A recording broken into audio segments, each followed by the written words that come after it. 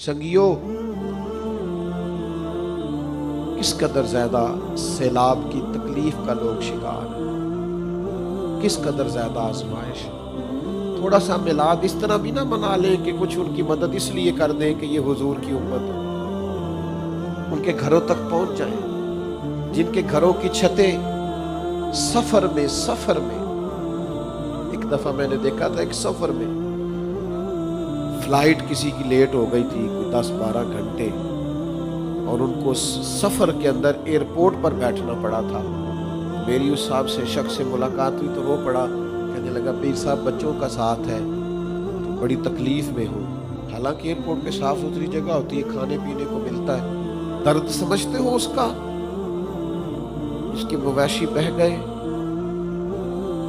और दीवारें गिर गई, और उसे बच्चों के साथ इसलिए सड़क पे सोना पड़ता है कि उसके पास घर नहीं, और कच्चे मेरे मकान की दीवार क्या गिरी, लोगों ने मेरे सहन में रास्ते बना लिए, हालात और के और हो गए।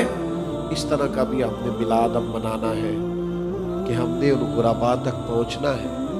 अगर किसी के घर की छत आपकी वजह से डल गई तो हुजूर बड़े राजी होंगे कि मेरी उम्मत की खिदमत की। अगर आपने वो खबर सुनी हो कि किसी बेटी का जहेज बह गया है और वो बेचारी तकलीफ में है, तो इस तरह भी मिलाद ना मना लें कि आप जुलूस भी निकालें, महफिल भी करें, लेकिन किसी एक बेटी के जहेज का भी बंदोबस्त कर दें ताकि वो इज्जत से चली जाए।